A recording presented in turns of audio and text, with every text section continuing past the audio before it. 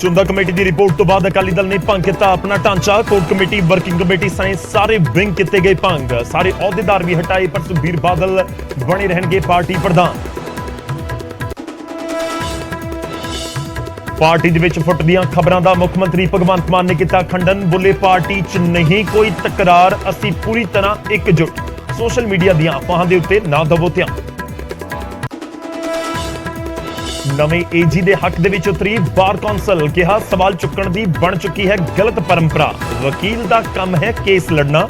ਡੇਰੇ ਦੇ ਕੇਸ ਲੜਨ ਕਰਕੇ ਵਿਨੋਦ ਕਈ ਤੇ ਉੱਠ ਰਹੇ ਨੇ ਸਵਾਲ। ਮੁੱਖ ਮੰਤਰੀ ਭਗਵੰਤ ਮਾਨ ਦੇ ਵੱਲੋਂ ਮੁਕਤਸਰ ਤੇ ਫਾਜ਼ਿਲਕਾ ਜ਼ਿਲ੍ਹੇ ਦਾ ਦੌਰਾ। ਮੀਂਹ ਦੇ ਨਾਲ ਨੁਕਸਾਨੀਆਂ ਫਸਲਾਂ ਦਾ ਲਿਆ ਜਾਇਜ਼ਾ। ਕਿਸਾਨਾਂ ਨੂੰ ਮਦਦ ਦਾ ਦਿੱਤਾ ਭਰੋਸਾ। ਫਤਿਹਗੜ੍ਹ ਸਾਹਿਬ ਹਸਪਤਾਲ ਦੇ ਦੌਰੇ ਦੌਰਾਨ ਸਿਹਤ ਮੰਤਰੀ ਦੇ ਵੱਲੋਂ ਵੱਡੀ ਲਾਪਰਵਾਹੀ। ਲੇਬਰ ਰੂਮ ਦੇ ਵਿੱਚ ਬੂਟਾਂ ਸਣੇ ਆਪਣੀ ਟੀਮ ਦੇ ਨਾਲ ਬੜੇ ਸਿਹਤ ਮੰਤਰੀ। ਬਾਹਰ ਮੋਟੇ ਸ਼ਬਦਾਂ ਦੇ ਵਿੱਚ ਲਿਖਿਆ ਸੀ, ਜੁੱਤੀਆਂ ਬਾਹਰ ਉਤਾਰ। ਮੋਹਾਲੀ ਆਰਪੀਜੀ ਅਟੈਕ ਨੂੰ ਲੈ ਕੇ ਪੁਲਿਸ ਸੂਤਰਾਂ ਦੇ ਹਵਾਲੇ ਤੋਂ ਵੱਡੀ ਖਬਰ। ਇੰਟੈਲੀਜੈਂਸ ਦਫ਼ਤਰ ਦੇ ਉੱਤੇ ਹੋਏ ਹਮਲੇ ਪਿੱਛੇ ਲਾਰੈਂਸ ਬਿਸ਼ਨੋਈ ਗੈਂਗ ਦਾ ਹੱਥ। ਮੋਗਾ ਦੇ ਪਿੰਡ ਬੁੱਧ ਸਿੰਘ ਵਾਲਾ ਦੇ ਵਿੱਚ ਡੀਪੀ ਟੀਚਰ ਦਾ ਅਣਪਛਾਤੇ ਲੋਕਾਂ ਨੇ ਕੀਤਾ ਕਤਲ। ਤੇਜ਼ਧਾਰ ਹਥਿਆਰਾਂ ਦੇ ਨਾਲ ਕੀਤੇ ਗਏ ਸੰਵਾਰ। ਮੌਕੇ ਵਾਰਦਾਤ ਤੇ ਪਹੁੰਚੀ ਫੋਰੈਂਸਿਕ ਟੀਮ। ਸਿੱਧੂ ਮੂਸੇਵਾਲਾ ਦੇ ਪਿਤਾ ਬਲਕੌਰ ਸਿੰਘ ਨੇ ਆਪਣੇ ਮਰਹੂਮ ਬੇਟੇ ਸ਼ੁਭਦੀਪ ਸਿੰਘ ਸਿੱਧੂ ਦਾ ਬਣਵਾਇਆ ਟੈਟੂ। ਸੱਜੀ ਬਾਂਹ ਤੇ ਛਪਵਾਈ ਬੇਟੇ ਦੀ ਤਸਵੀਰ।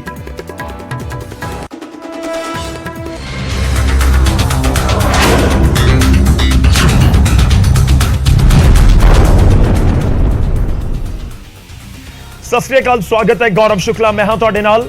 ਹਾਜ਼ਰ ਹਾਂ ਫਰਕ ਤਾਂ ਪੈਂਦਾ ਹੈ ਲੈ ਕੇ। ਫਰਕ ਤਾਂ ਪੈਂਦਾ ਦੀ ਸ਼ੁਰੂਆਤ ਅਸੀਂ ਕਰਨ ਜਾ ਰਹੇ ਹਾਂ ਏਜੀ, ਯਾਨੀ ਕਿ ਨਵੇਂ ਏਜੀ ਨੂੰ ਲੈ ਕੇ ਜੋ ਸਵਾਲ ਉੱਠ ਰਹੇ ਨੇ ਉਸ ਤੋਂ। ਨਵੇਂ ਏਜੀ ਦੇ ਹੱਕ ਦੇ ਵਿੱਚ ਬਾਰ ਕੌਂਸਲ ਉਤਰੀ ਹੈ। ਨਵੇਂ ਏਜੀ ਲਗਾਉਣ ਦੇ ਲਈ ਹਾਲਾਂਕਿ ਅਧਿਕਾਰਿਕ ਤੌਰ ਤੇ ਅਜੇ ਐਲਾਨ ਨਹੀਂ ਹੋਇਆ, ਪਰ ਵਿਨੋਦ ਕਈ ਦੇ ਨਾਮ ਦੇ ਉੱਤੇ ਮੋਹਰ ਲਗਾਈ ਗਈ ਹੈ। ਸਵਾਲ ਚੁੱਕਣ ਦੀ ਗਲਤ ਪਰੰਪਰਾ ਬਣ ਚੁੱਕੀ ਹੈ। ਇਹ ਬਾਰ ਕੌਂਸਲ ਦੇ ਵੱਲੋਂ ਕਿਹਾ ਗਿਆ ਵਕੀਲ ਦਾ ਪੇਸ਼ਾ ਹੈ ਸਭ ਦਾ ਕੇਸ ਲੜਨਾ। ਇਹ ਕੌਂਸਲ ਦਾ ਤਰਕ ਹੈ। ਵਕੀਲ ਵੀ ਡਾਕਟਰ ਦੀ ਤਰ੍ਹਾਂ ਹੀ ਕੰਮ ਕਰਦਾ ਹੈ। ਵਕੀਲਾਂ ਨੂੰ ਕਿਸੇ ਮੁਵੱਕਿਲ ਦੇ ਕਿਰਦਾਰ ਦੇ ਨਾਲ ਨਾ ਜੋੜਿਆ ਜਾਵੇ। ਬਾਰ ਕੌਂਸਲ ਨੇ ਕਾਨੂੰਨੀ ਕਾਰਵਾਈ ਦੀ ਵੀ ਚੇਤਾਵਨੀ ਦਿੱਤੀ ਹੈ। ਨਵੇਂ ਏਜੀ ਵਿਨੋਦ ਕਈ ਦੀ ਨਿਯੁਕਤੀ ਦੇ ਉੱਤੇ ਸਵਾਲ ਉੱਠ ਰਹੇ ਨੇ। ਮਾਮਲਾ ਕੀ ਹੈ ਤੁਹਾਨੂੰ ਦੱਸਦੇ ਹਾਂ। ਅਨਮੋਲ ਰਤਨ ਸਿੱਧੂ ਜਦੋਂ ਏਜੀ ਦੇ ਯਾਨੀ ਕਿ ਐਡਵੋਕੇਟ ਜਨਰਲ, ਜੋ ਕਿ ਪੰਜਾਬ ਸਰਕਾਰ ਦੇ ਸਭ ਤੋਂ ਵੱਡੇ ਵਕੀਲ ਹੁੰਦੇ ਨੇ, ਐਡਵੋਕੇਟ ਜਨਰਲ ਦੇ ਅਹੁਦੇ ਤੋਂ ਅਨਮੋਲ ਰਤਨ ਸਿੱਧੂ ਨੇ ਅਸਤੀਫਾ ਦਿੱਤਾ ਤਾਂ ਉਸ ਤੋਂ ਬਾਅਦ ਇੱਕ ਨਵਾਂ ਨਾਮ ਸਾਹਮਣੇ ਆਇਆ। ਨਾਮ ਆਇਆ ਵਿਨੋਦ ਕਈ ਦਾ, ਜਿਨ੍ਹਾਂ ਦੀ ਤਸਵੀਰ ਤੁਸੀਂ ਆਪਣੀ ਟੀਵੀ ਸਕਰੀਨ ਤੇ ਦੇਖ ਰਹੇ ਹੋ ਕਿ ਵਿਨੋਦ ਕਈ ਨੂੰ ਅਗਲਾ ਏਜੀ ਬਣਾਇਆ ਜਾ ਰਿਹਾ ਹੈ। ਤਾਂ ਉਹਨਾਂ ਦੀ ਨਿਯੁਕਤੀ ਤੋਂ ਪਹਿਲਾਂ ਹੀ, ਯਾਨੀ ਕਿ ਅਫੀਸ਼ੀਅਲ ਤੌਰ ਦੇ ਉੱਤੇ ਉਹਨਾਂ ਦੀ ਨਿਯੁਕਤੀ ਤੋਂ ਪਹਿਲਾਂ ਹੀ ਸਵਾਲ ਉੱਠਣੇ ਸ਼ੁਰੂ ਹੋ ਗਏ। ਤੇ ਸਵਾਲ ਇਸ ਕਰਕੇ ਉੱਠੇ ਕਿਉਂਕਿ ਇਹ ਤਰਕ ਦਿੱਤਾ ਗਿਆ ਕਿ ਵਿਨੋਦ ਕਈ ਡੇਰੇ ਸਿਰਸੇ ਦੇ ਕਈ ਕੇਸਿਸ ਲੜ ਰਹੇ ਨੇ ਤੇ ਜੇਕਰ ਬੇਅਦਬੀ ਮਾਮਲੇ 'ਚ ਇਨਸਾਫ ਮਿਲਣਾ ਹੈ ਜਾਂ ਫਿਰ ਇਨਸਾਫ ਦਾ ਇੰਤਜ਼ਾਰ ਕਰ ਰਹੇ ਨੇ ਤਾਂ ਏਜੀ ਰਹਿੰਦੇ ਹੋਏ ਉਹ ਇਹਨਾਂ ਕੇਸਿਸ ਦੇ ਵਿੱਚ ਕਿਵੇਂ ਜਿਹੜੇ ਇਨਸਾਫ ਦਿਵਾਉਣਗੇ, ਇਸ ਨੂੰ ਲੈ ਕੇ ਸਵਾਲ ਚੁੱਕੇ ਗਏ। ਖੈਰ ਸਿਆਸਤ ਇਸ ਪੂਰੇ ਮੁੱਦੇ ਉੱਤੇ ਹੋ ਰਹੀ ਹੈ। ਇਹ ਵੀ ਅਫੀਸ਼ੀਅਲ ਤੌਰ ਦੇ ਉੱਤੇ ਤੁਹਾਨੂੰ ਦੱਸ ਦਈਏ ਕਿ ਅੱਜ ਤੱਕ ਅਫੀਸ਼ੀਅਲ ਤੌਰ ਦੇ ਉੱਤੇ ਵਿਨੋਦ ਕਈ ਦੇ ਨਾਮ ਦੇ ਅਨਾਉਂਸਮੈਂਟ ਨਹੀਂ ਕੀਤੀ ਗਈ ਹੈ ਤੇ ਹੁਣ ਬਾਰ ਕੌਂਸਲ ਉਹਨਾਂ ਦੇ ਹੱਕ ਦੇ ਵਿੱਚ ਆ ਕੇ ਖੜੀ ਹੋਈ ਹੈ। ਇਸ ਸਮੇਂ ਸਾਡੇ ਨਾਲ ਫੋਨ ਲਾਈਨ ਦੇ ਉੱਤੇ ਜੁੜ ਰਹੇ ਨੇ ਸੁਖਬੀਰ ਸਿੱਧੂ ਜੀ, ਪ੍ਰੈਜ਼ੀਡੈਂਟ ਨੇ ਪੰਜਾਬ ਹਰਿਆਣਾ ਬਾਰ ਕੌਂਸਲ ਦੇ। ਸਰ ਬਹੁਤ ਬਹੁਤ ਸਵਾਗਤ ਹੈ ਤੁਹਾਡਾ। ਸਭ ਤੋਂ ਪਹਿਲਾਂ ਮੈਂ ਇਹੀ ਜਾਣਨਾ ਚਾਹੁੰਦਾ ਕਿ ਬਾਰ ਕੌਂਸਲ ਇਸ ਪੂਰੇ ਮੁੱਦੇ ਉੱਤੇ ਕੀ ਸਟੈਂਡ ਰੱਖ ਰਹੀ ਹੈ। ਵਿਨੋਦ ਕਈ ਦੇ ਨਾਮ ਨੂੰ ਲੈ ਕੇ ਇਸ ਸਮੇਂ ਖੂਬ ਚਰਚਾ ਵੀ ਹੈ ਤੇ ਦੂਜੇ ਪਾਸੇ ਵਿਰੋਧ ਵੀ ਜ਼ਬਰਦਸਤ ਹੈ ਜੀ। ਬਾਰ ਕੌਂਸਲ ਜੀ ਹੈ ਸਟੈਚੂਰੀ ਬੋਡੀ ਜਿਹੜੀ ਕਿ ਐਡਵੋਕੇਟਸ ਐਕਟ 1961 ਦੇ ਵਿੱਚ ਐਸਟੈਬਲਿਸ਼ਡ ਹੈ। ਬਾਰ ਕੌਂਸਲ ਦਾ ਜਿਹੜਾ ਰੋਲ ਹੈ ਉਹ ਰੈਗੂਲੇਸ਼ਨ, ਇਨਰੋਲਮੈਂਟ, ਲਾਇਸੈਂਸਿੰਗ ਅਥਾਰਟੀ ਦੇ ਤੌਰ ਤੇ ਪੰਜਾਬ, ਹਰਿਆਣਾ, ਚੰਡੀਗੜ੍ਹ ਲਈ ਹੁੰਦਾ ਤੇ ਸਪੈਸ਼ਲੀ ਕਿਸੇ ਸੀਨੀਅਰ ਐਡਵੋਕੇਟ ਜਾਂ ਕਿਸੇ ਮੁੱਦੇ ਵਿਅਕਤੀ ਵਿਸ਼ੇਸ਼ ਦੇ ਉੱਤੇ ਟਿੱਪਣੀ ਲੈਣਾ ਮੈਂ ਠੀਕ ਨਹੀਂ ਸਮਝਦਾ। ਮੇਰਾ ਬਾਰ ਕੌਂਸਲ ਦਾ ਸਾਡਾ ਇਹੀ ਰਵੱਈਆ ਇਸ ਟਾਈਮ ਤੇ, ਅਸੀਂ ਇੱਕ ਲੈਟਰ ਇਸ਼ੂ, ਐਡਵਾਈਜ਼ਰੀ ਇਸ਼ੂ ਕੀਤੀ ਹੈ ਜੀ। ਜਿਹੜੇ ਐਡਵੋਕੇਟਸ ਹੁੰਦੇ ਨੇ ਉਹਨਾਂ ਦਾ ਕੰਮ ਹੁੰਦਾ ਐਕਟ ਤੇ ਪਲੀਡ ਕਰਨਾ ਜੀ ਕੋਰਟਸ ਦੇ ਅੱਗੇ। ਉਹਨਾਂ ਦਾ ਲਿਮਿਟ ਜਿਹੜੀ ਹੁੰਦੀ ਆ ਉਹ ਕਲਾਇੰਟ ਤੇ ਬਰੀਫ ਤੱਕ ਹੀ ਹੁੰਦੀ ਹੈ। ਉਹਨੂੰ ਕਿਸੇ ਵੀ ਤਰੀਕੇ ਦੇ ਨਾਲ ਕੋਈ ਵੀ ਥਰਡ ਪਰਸਨ ਉਸ ਤੋਂ ਬਿਯੋਂਡ ਨਾ ਸਮਝੇ।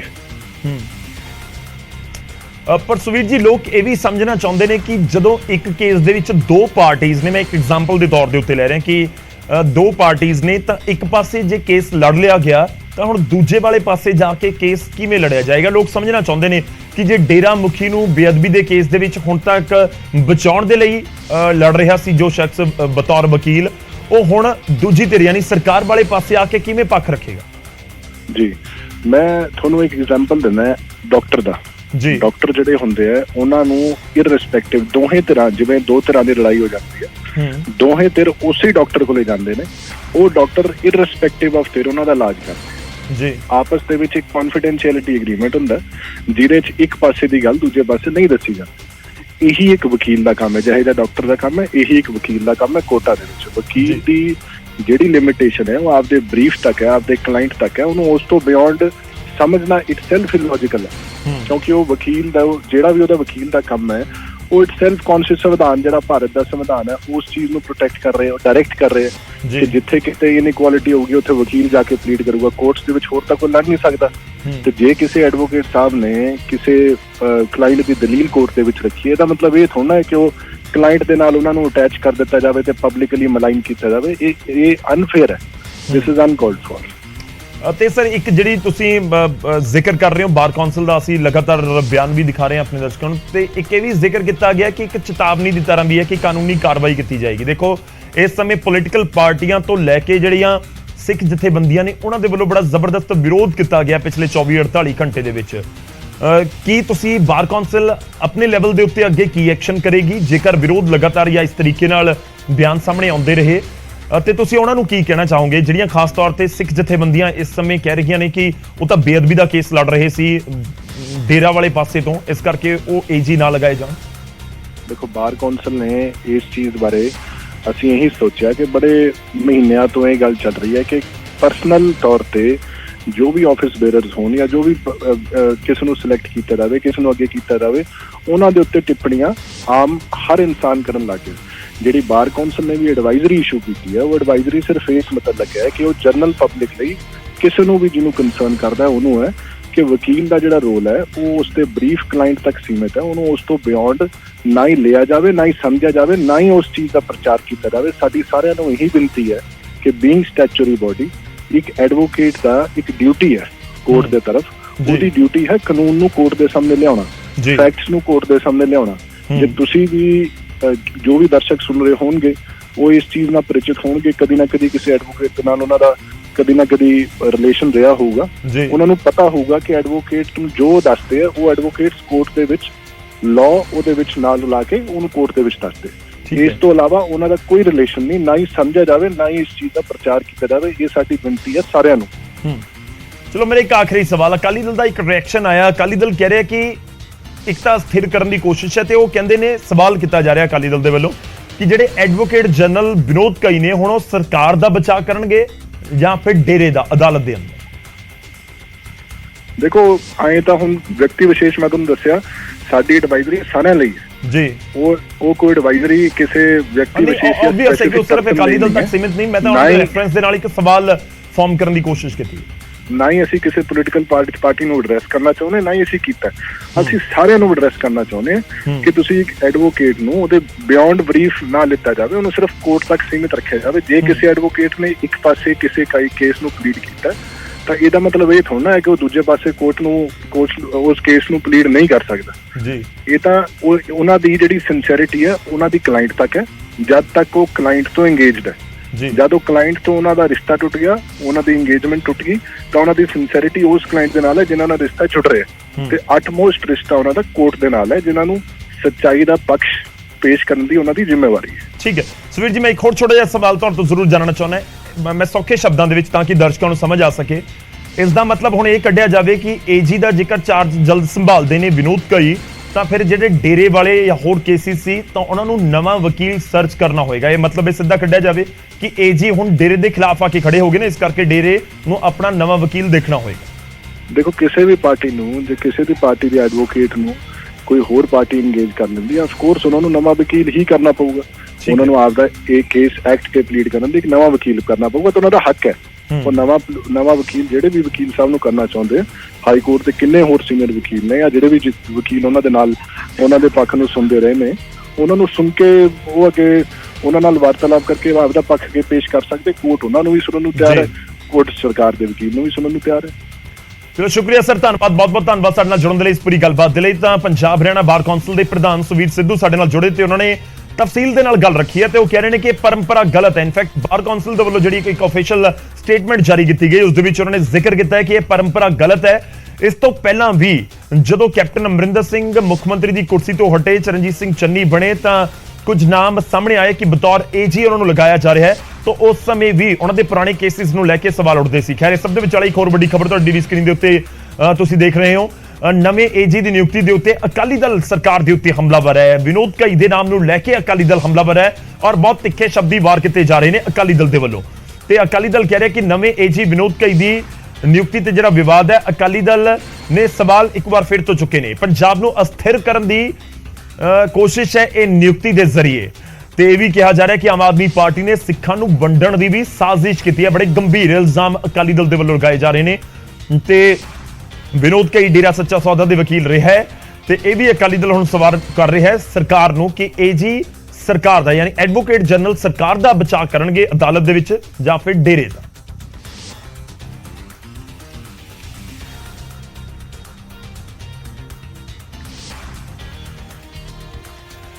ਤਾਂ ਨਵੇਂ ਏਜੀ ਦੀ ਨਿਯੁਕਤੀ ਨੂੰ ਲੈ ਕੇ ਜ਼ਬਰਦਸਤ ਬਵਾਲ ਹੈ ਤੇ ਇਸ ਸਭ ਦੇ ਵਿਚਾਲੇ ਬਾਰ ਕੌਂਸਲ ਦਾ ਸਾਥ ਨਵੇਂ ਬਣਨ ਜਾ ਰਹੇ ਏਜੀ ਵਿਨੋਦ ਘਈ ਨੂੰ ਜ਼ਰੂਰ ਮਿਲ ਰਿਹਾ ਹੈ। ਪਰ ਇਸ ਸਭ ਦੇ ਵਿਚਾਲੇ ਮੁੱਖ ਮੰਤਰੀ ਭਗਵੰਤ ਮਾਨ ਕੀ ਕੁਝ ਕਹਿ ਰਹੇ ਨੇ ਐਡਵੋਕੇਟ ਜਨਰਲ ਦੀ ਨਿਯੁਕਤੀ ਦੇ ਉੱਤੇ, ਉਹ ਵੀ ਸੁਣੋ। ਨਵੇਂ ਏਜੀ ਦਾ ਨਾਮ ਵਿਨੋਦ ਘਈ ਦੇ ਵਜੋਂ ਭਗਵੰਤ ਮਾਨ ਨੇ ਮੰਗਲਵਾਰ ਨੂੰ ਹੀ ਐਲਾਨ ਕਰ ਦਿੱਤਾ ਸੀ। ਹਾਲਾਂਕਿ ਅਧਿਕਾਰਿਕ ਐਲਾਨ ਹੁਣ ਤੱਕ ਨਹੀਂ ਹੋਇਆ, ਜਿਸ ਤੋਂ ਬਾਅਦ ਕਈ ਬਿਆਨਬਾਜ਼ੀਆਂ ਹੋਈਆਂ ਤੇ ਹੋਰ ਨਾਮ ਚਰਚਾ ਦੇ ਵਿੱਚ ਆਏ। ਪਰ ਵੀਰਵਾਰ ਨੂੰ ਸੀਐਮ ਮਾਨ ਮੀਡੀਆ ਦੇ ਸਾਹਮਣੇ ਆਏ ਤੇ ਮੁੜ ਬਿਆਨ ਨੂੰ ਦੁਹਰਾਇਆ ਤੇ ਕਿਹਾ ਕਿ ਨਵੇਂ ਏਜੀ ਵਿਨੋਦ ਘਈ ਹੀ ਹੋਣਗੇ। ਏਜੀ ਨੇ ਉਹ ਲਗਾ ਦਿੱਤੇ ਗਏ ਨੇ ਘਈ ਸਾਹਿਬ ਤੇ ਬਹੁਤ ਕਾਬਿਲ ਵਕੀਲ ਨੇ ਉਹ ਤੇ ਪੰਜਾਬ ਸਰਕਾਰ ਦਾ ਜਿਹੜਾ ਪੱਖ ਹੈ ਉਹ ਧੜੱਲੇ ਨਾਲ ਉਹ ਕੋਰਟਾਂ ਦੇ ਵਿੱਚ ਰੱਖਣਗੇ। ਜਿਹੜੀ ਉਹਨਾਂ ਦੀ ਟੀਮ ਹੈ ਉਹ ਵੀ ਅਸੀਂ ਕੋਈ ਸਿਫਾਰਸ਼ੀ ਜਾਂ ਇੱਧਰੋਂ ਉੱਧਰੋਂ ਨਹੀਂ ਲਵਾਂਗੇ। ਜਿਹੜੀ ਉਹਨਾਂ ਦੀ ਟੀਮ ਹੈ ਉਹ ਇਸ ਤਰ੍ਹਾਂ ਦੀ ਹੋਵੇ ਤਾਂ ਕਿ ਸਾਨੂੰ ਕੋਈ ਮਹਿੰਗੀਆਂ ਫੀਸਾਂ ਵਾਲੇ ਵਕੀਲਾਂ ਨੂੰ ਇੱਧਰੋਂ ਉੱਧਰੋਂ ਬੁਲਾਉਣਾ ਨਾ ਪਵੇ। ਸੀਐਮ ਮਾਨ ਨੇ ਵੀ ਸਪਸ਼ਟ ਕਰ ਦਿੱਤਾ ਕਿ ਨਵੇਂ ਏਜੀ ਪੰਜਾਬ ਦੇ ਹੱਕਾਂ ਦੀ ਕਾਨੂੰਨੀ ਲੜਾਈ ਇਮਾਨਦਾਰੀ ਦੇ ਨਾਲ ਲੜਨਗੇ ਤੇ ਉਹਨਾਂ ਨੂੰ ਟੀਮ ਵੀ ਬਿਨਾਂ ਕਿਸੇ ਸਿਫਾਰਿਸ਼ ਦੇ ਦਿੱਤੀ ਜਾਵੇਗੀ। ਤਾਂ ਮੁੱਖ ਮੰਤਰੀ ਦੇ ਵੱਲੋਂ ਸਾਫ਼ ਕਰ ਦਿੱਤਾ ਗਿਆ ਕਿ ਵਿਨੋਦ ਘਈ ਹੀ ਪੰਜਾਬ ਦੇ ਨਵੇਂ ਐਡਵੋਕੇਟ ਜਨਰਲ ਬਣਨ ਜਾ ਰਹੇ ਨੇ। ਉਹਦਾ ਐਡਵੋਕੇਟ ਜਨਰਲ ਦਾ ਅਸਤੀਫਾ ਆਇਆ ਤਾਂ ਪਾਰਟੀ 'ਚ ਵਿਵਾਦਾਂ ਦੀਆਂ ਖਬਰਾਂ ਵੀ ਸਾਹਮਣੇ ਆਈਆਂ, ਜਿਸ ਨੂੰ ਮੁੱਖ ਮੰਤਰੀ ਨੇ ਇਹਨਾਂ ਖਬਰਾਂ ਨੂੰ ਨਕਾਰ ਦਿੱਤਾ। ਨਵੇਂ ਏਜੀ ਨੂੰ ਲੈ ਕੇ ਆਮ ਆਦਮੀ ਪਾਰਟੀ 'ਚ ਆਪਸੀ ਤਕਰਾਰ ਦੀਆਂ ਖਬਰਾਂ ਸਾਹਮਣੇ ਆਈਆਂ, ਜਿਸ ਨੂੰ ਲੈ ਕੇ ਸੀਐਮ ਮਾਨ ਇਹਨਾਂ ਚਰਚਾਵਾਂ ਨੂੰ ਨਕਾਰ ਰਹੇ ਨੇ ਅਤੇ ਅਫਵਾਹਾਂ ਨੂੰ ਲੈ ਕੇ ਸਾਬਕਾ ਪੀਐਮ ਡਾਕਟਰ ਮਨਮੋਹਨ ਸਿੰਘ ਦੀ ਉਦਾਹਰਨ ਵੀ ਦੇ ਰਹੇ ਨੇ। ਸੋਸ਼ਲ ਮੀਡੀਆ ਦੀਆਂ ਅਫਵਾਹਾਂ ਦੇ ਵੱਲ ਧਿਆਨ ਨਾ ਦੇਣ ਦੀ ਸੀਐਮ ਨੇ ਗੱਲ ਕਹੀ। ਬਿਲਕੁਲ ਵੀ ਕੋਈ ਵਿਵਾਦ ਨਹੀਂ, ਕੋਈ ਵਿਵਾਦ ਨਹੀਂ। ਨਾ ਨਾ ਨਾ ਨਾ ਨਾ ਸੋਸ਼ਲ ਮੀਡੀਆ ਜਿਹੜਾ ਹੈ ਉਹ 3 ਵਾਰੀ ਤਾਂ ਮਨਮੋਹਨ ਸਿੰਘ ਜੀ, ਸਰਦਾਰ ਮਨਮੋਹਨ ਸਿੰਘ ਜੀ ਨੂੰ ਮਾਰ ਚੁੱਕਿਆ। ਉਹਨਾਂ ਨੂੰ ਘਰਦਿਆਂ ਨੂੰ ਕਲੀਅਰ ਕਰਨਾ ਪੈਂਦਾ ਜੀ, ਜਿਉਂਦੇ ਨੇ ਹਜੇ। ਸੋ ਕਿਰਪਾ ਕਰਕੇ ਸੱਚਾਈ ਇਹ ਹੈ, ਆਮ ਆਦਮੀ ਪਾਰਟੀ ਇੱਕ ਪਰਿਵਾਰ ਹੈ ਔਰ ਪਰਿਵਾਰ ਵਾਂਗੂ ਰਹੂਗੀ ਔਰ ਆਮ ਆਦਮੀ ਪਾਰਟੀ ਪੂਰੇ ਦੇਸ਼ ਦੇ ਵਿੱਚ ਫੈਲ ਰਹੀ ਹੈ। ਮੁੱਖ ਮੰਤਰੀ ਮਾਨ ਦਾ ਦਾਅਵਾ ਹੈ ਕਿ ਆਮ ਆਦਮੀ ਪਾਰਟੀ ਲੋਕਾਂ ਦੀ ਸੀ, ਲੋਕਾਂ ਦੀ ਹੈ ਤੇ ਰਹੇਗੀ ਤੇ ਇਕਜੁੱਟ ਸੀ ਅਤੇ ਰਹੇਗੀ। ਤਾਂ ਮੁੱਖ ਮੰਤਰੀ ਦੇ ਵੱਲੋਂ ਇਹ ਦਾਅਵਾ ਕੀਤਾ ਜਾ ਰਿਹਾ ਕਿ ਕਿਸੇ ਤਰ੍ਹਾਂ ਦੀ ਪਾਰਟੀ ਦੇ ਵਿੱਚ ਕੋਈ ਦਿੱਕਤ ਨਹੀਂ ਹੈ ਤੇ ਸਾਰਾ ਇਕਜੁੱਟ ਨੇ। ਖੈਰ ਐਡਵੋਕੇਟ ਜਨਰਲ ਦੇ ਅਸਤੀਫੇ ਤੋਂ ਬਾਅਦ ਇਹ ਚਰਚਾਵਾਂ ਜਾਂ ਕਹੀਏ ਕਿ ਖਬਰਾਂ ਸਾਹਮਣੇ ਆ ਰਹੀਆਂ ਸਨ। ਐਡਵੋਕੇਟ ਜਨਰਲ ਵਿਨੋਦ ਘਈ ਬਣਨ ਜਾ ਰਹੇ ਨੇ। ਅਫੀਸ਼ੀਅਲ ਤੌਰ ਦੇ ਉੱਤੇ ਨੋਟੀਫਿਕੇਸ਼ਨ ਦਾ ਇੰਤਜ਼ਾਰ ਹੈ। ਪਰ ਇਸ ਸਭ ਦੇ ਵਿਚਾਲੇ ਹੁਣ ਵਾਰੀ ਸਾਡੇ ਅੱਜ ਦੇ ਸਵਾਲ ਦੀ ਹੈ। ਐਡਵੋਕੇਟ ਜਨਰਲ ਦੇ ਨਾਲ ਹੀ ਸਾਡਾ ਅੱਜ ਦਾ ਸਵਾਲ ਜੁੜਿਆ ਹੋਇਆ ਹੈ। ਸਵਾਲ ਹੈ ਕਿ ਪੰਜਾਬ ਦੇ ਪਹਿਲੇ ਐਡਵੋਕੇਟ ਜਨਰਲ ਕੌਣ ਸਨ, ਯਾਨੀ ਕਿ ਜਿਸ ਏਜੀ ਨੂੰ ਲੈ ਕੇ ਇਸ ਸਮੇਂ ਖੂਬ ਵਿਵਾਦ ਹੈ, ਉਹ ਪੰਜਾਬ ਦੇ ਪਹਿਲੇ ਏਜੀ ਕੌਣ ਬਣੇ ਸੀ। ਤਾਂ 4 ਨਾਮ ਵੀ ਤੁਹਾਨੂੰ ਦੱਸ ਰਿਹਾ। A option Hira Lal Sibal, B SM Sikri, option C Harjeet Singh Bedi ਜਾਂ ਫਿਰ ਆਪਸ਼ਨ D SK ਕਪੂਰ। ਤਾਂ ਕੌਣ ਸੀ ਪੰਜਾਬ ਦੇ ਪਹਿਲੇ ਐਡਵੋਕੇਟ ਜਨਰਲ, ਕਦੋਂ ਬਣੇ, ਪੂਰੀ ਜਾਣਕਾਰੀ ਤੁਹਾਡੇ ਤੱਕ ਪਹੁੰਚਾਵਾਂਗੇ। ਐਡਵੋਕੇਟ ਜਨਰਲ ਇਸ ਸਮੇਂ ਖੂਬ ਚਰਚਾ ਦੇ ਵਿੱਚ ਪੰਜਾਬ ਦੇ ਵਿੱਚ ਜ਼ਰੂਰ ਨੇ।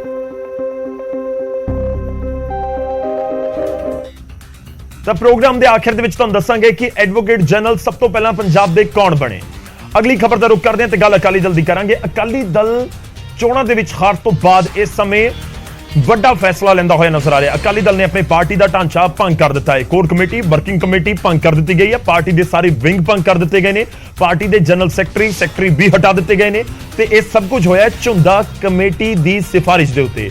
ਝੁੰਦਾ ਕਮੇਟੀ ਦੀ ਸਿਫਾਰਿਸ਼ ਦੇ ਉੱਤੇ ਕਾਰਵਾਈ ਕੀਤੀ ਗਈ ਹੈ। ਸੁਖਬੀਰ ਸਿੰਘ ਬਾਦਲ ਹਾਲਾਂਕਿ ਪ੍ਰਧਾਨ ਬਣੇ ਰਹਿਣਗੇ। ਸੁਖਬੀਰ ਸਿੰਘ ਬਾਦਲ ਪ੍ਰਧਾਨ ਬਣੇ ਰਹਿਣਗੇ ਤੇ ਦੂਜੇ ਪਾਸੇ ਜਿਹੜੀਆਂ ਵੱਖ-ਵੱਖ ਇਕਾਈਆਂ ਨੇ ਪਾਰਟੀ ਦੀਆਂ ਉਹ ਸਾਰੀਆਂ ਭੰਗ ਕਰ ਦਿੱਤੀਆਂ ਗਈਆਂ ਨੇ, ਯਾਨੀ ਕਿ ਨਵੇਂ ਸਿਰੇ ਤੋਂ ਇਹ ਸਾਰੀਆਂ ਇਕਾਈਆਂ ਫਾਰਮ ਕੀਤੀਆਂ ਜਾਣਗੀਆਂ ਜਾਂ ਕਹੀਏ ਕਿ ਨਵੇਂ ਸਿਰੇ ਤੋਂ ਜਿਹੜੀਆਂ ਇਹ ਵਿੰਗਸ ਨੇ ਉਹ ਤਿਆਰ ਕੀਤੇ ਜਾਣਗੇ ਤਾਂ ਕਿ ਹੋਰਾਂ ਨੂੰ ਮੌਕਾ ਦਿੱਤਾ ਜਾਵੇ। ਅਕਾਲੀ ਦਲ ਤੱਕ ਜ਼ਰੂਰ ਦੇ ਰਿਹਾ ਹੈ।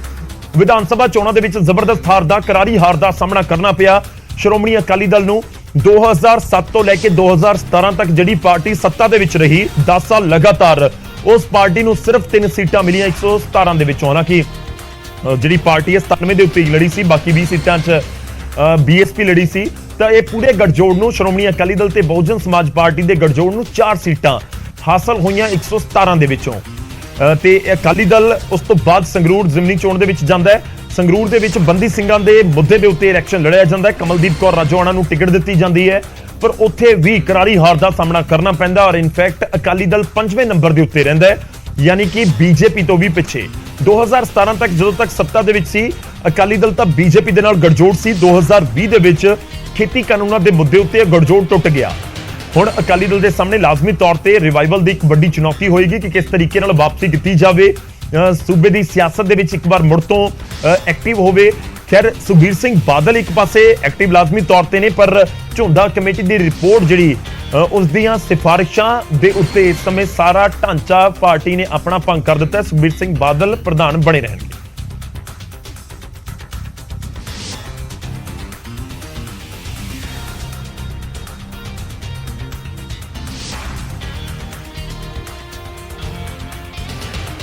ਹੁਣ ਅੱਗੇ ਵਧਦੇ ਹਾਂ। ਮਾਲਵੇ ਦੇ ਕਈ ਇਲਾਕਿਆਂ ਦੇ ਵਿੱਚ ਮੀਂਹ ਨੇ ਫਸਲਾਂ ਨੂੰ ਬਹੁਤ ਪ੍ਰਭਾਵਿਤ ਕੀਤਾ ਹੈ। ਵੱਡੇ ਪੱਧਰ ਦੇ ਉੱਤੇ ਨੁਕਸਾਨ ਹੋਇਆ ਤੇ ਇਹਨਾਂ ਪ੍ਰਭਾਵਿਤ ਹਿੱਸਿਆਂ ਦੇ ਵਿੱਚ ਮੁੱਖ ਮੰਤਰੀ ਮਾਨ ਨੇ ਦੌਰਾ ਕੀਤਾ ਤੇ ਕਿਸਾਨਾਂ ਦੇ ਨਾਲ ਮੁਲਾਕਾਤ ਕੀਤੀ। ਤੇ ਸੀਐਮ ਸਭ ਤੋਂ ਪਹਿਲਾਂ ਬਾਦਲ ਪਰਿਵਾਰ ਦੇ ਜੱਦੀ ਇਲਾਕੇ ਲੰਬੀ ਦੇ ਵਿੱਚ ਪਹੁੰਚੇ। ਇਸ ਪਾਸੇ ਮੀਂਹ ਪੈ ਰਿਹਾ ਸੀ, ਪਰ ਸੀਐਮ ਮਾਨ ਆਪਣੀ ਟੀਮ ਦੇ ਨਾਲ ਕਿਸਾਨਾਂ ਨੂੰ ਮਿਲਣ ਦੇ ਲਈ ਪਹੁੰਚ ਗਏ ਤੇ ਉੱਥੇ ਉਹਨਾਂ ਨੇ ਮੀਂਹ ਦੇ ਨਾਲ ਪ੍ਰਭਾਵਿਤ ਹੋਏ ਨਰਮੇ ਅਤੇ ਝੋਨੇ ਦੀ ਫਸਲ ਦਾ ਜਾਇਜ਼ਾ ਲਿਆ ਤੇ ਭਰੋਸਾ ਦਿਵਾਇਆ। ਤੁਹਾਡੇ ਖੜੇ ਨੇ ਖੁੱਡੀਆਂ ਸਾਹਿਬ, ਇਹ ਚੱਪੇ ਚੱਪੇ ਤੋਂ ਜਾਣੂ ਨੇ ਇਹਨਾਂ ਪਿੰਡਾਂ ਦੇ, ਇਸ ਇਲਾਕੇ ਦੇ। ਜਿਵੇਂ ਜਿਵੇਂ ਕਹੀ ਜਾਣਗੇ, ਤੁਸੀਂ ਜੇ ਕੋਈ ਸਮੱਸਿਆ ਇਹਨਾਂ ਕੋਲ ਦੱਸੋ। ਕੋਈ ਵੀ ਲੋਕ ਪੱਖੀ ਕੰਮ ਇਹੋ ਜਿਹਾ ਮੈਂ ਇਹ ਨਹੀਂ ਦੇਖਦਾ ਤੁਸੀਂ ਵੋਟ ਕਿਹਨੂੰ ਪਾਈ ਹੈ। ਜਿਹੜੇ ਖੇਤਾਂ 'ਚ ਪੈਦਲ ਜਾ ਕੇ ਮੁਆਇਨਾ ਕਰ ਹੋਇਆ ਉਹ ਉੱਥੇ ਤੁਰ ਕੇ ਗਏ, ਬਾਕੀ ਉਹਨਾਂ ਨੇ ਹਵਾਈ ਸਰਵੇ ਵੀ ਕੀਤਾ। ਇਸ ਮੌਕੇ ਤੇ ਸੀਐਮ ਦੇ ਨਾਲ ਲੰਬੀ ਹਲਕੇ ਤੋਂ ਆਮ ਆਦਮੀ ਪਾਰਟੀ ਦੇ ਵਿਧਾਇਕ ਗੁਰਮੀਤ ਖੁੱਡੀਆਂ ਵੀ ਮੌਜੂਦ ਰਹੇ।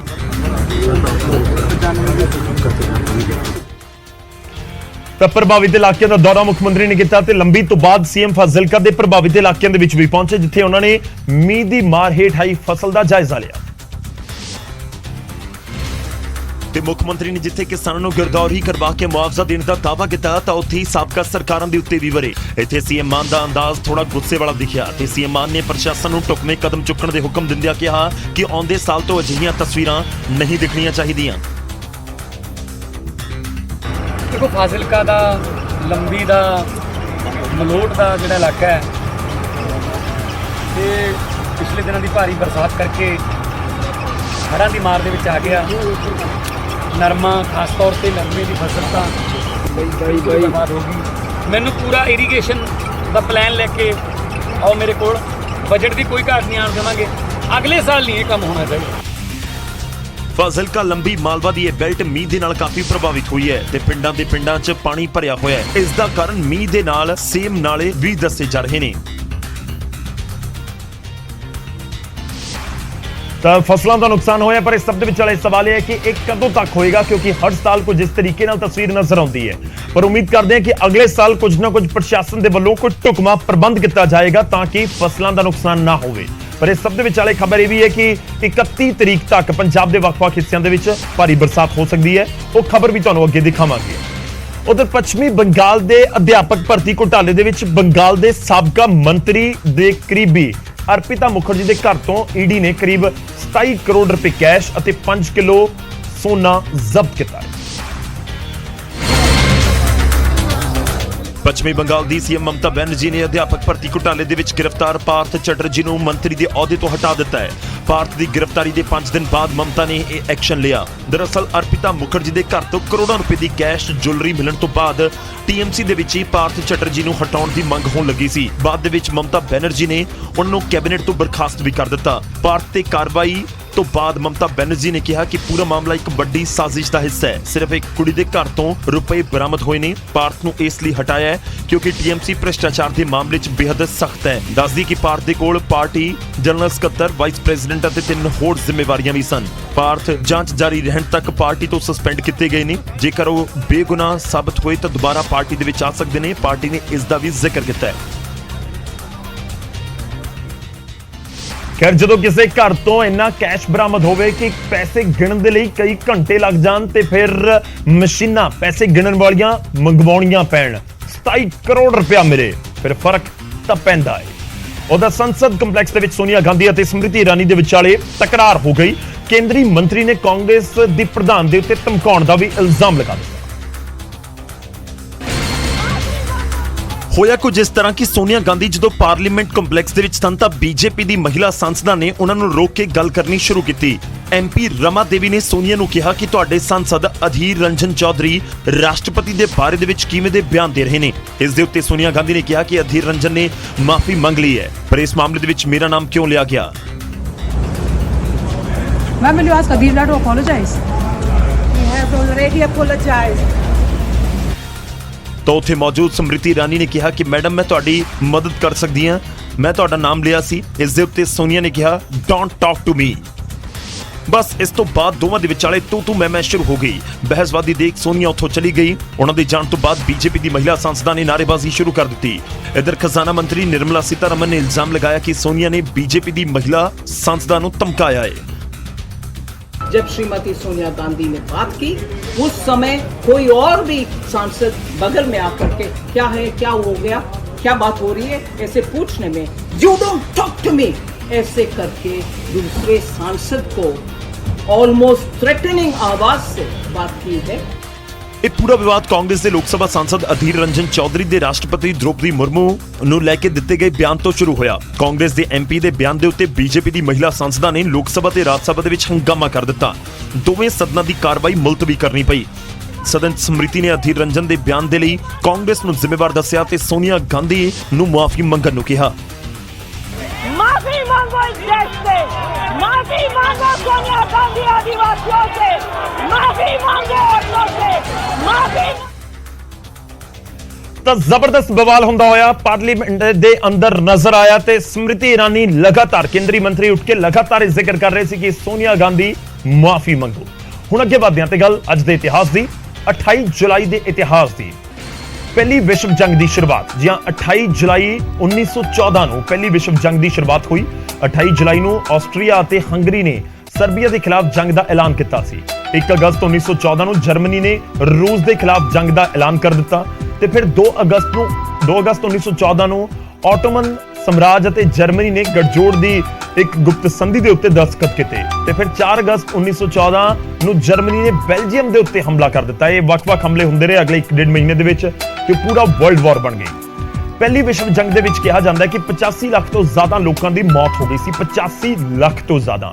ਇਸ ਜੰਗ ਦੇ ਵਿੱਚ 10 ਲੱਖ ਭਾਰਤੀ ਫੌਜੀਆਂ ਨੇ ਵੀ ਹਿੱਸਾ ਲਿਆ ਸੀ ਜੋ ਕਿ ਬ੍ਰਿਟਿਸ਼ ਭਾਰਤੀ ਫੌਜ ਦੇ ਤੌਰ ਦੇ ਉੱਤੇ ਲੜੇ ਸਨ ਤੇ ਕਰੀਬ 74,000 ਤੋਂ ਜ਼ਿਆਦਾ ਭਾਰਤੀ ਫੌਜੀਆਂ ਦੀ ਮੌਤ ਹੋ ਗਈ ਸੀ। ਸਭ ਤੋਂ ਵੱਧ ਨੁਕਸਾਨ ਜਰਮਨੀ ਦਾ ਉਸ ਸਮੇਂ ਹੋਇਆ ਸੀ ਜਦੋਂ ਉਹਨਾਂ ਦੇ ਕਰੀਬ 17,73,000 ਤੋਂ ਵੀ ਜ਼ਿਆਦਾ ਫੌਜੀਆਂ ਦੀ ਮੌਤ ਹੋ ਗਈ ਸੀ। ਇਹ ਜੰਗ 4 ਸਾਲ ਤੱਕ ਚੱਲਦੀ ਰਹੀ। ਲੱਖਾਂ ਲੋਕਾਂ ਦੀ ਮੌਤ ਤੋਂ ਬਾਅਦ 11 ਨਵੰਬਰ 1918 ਨੂੰ ਇਹ ਸਮਾਪਤ ਹੋਈ ਸੀ।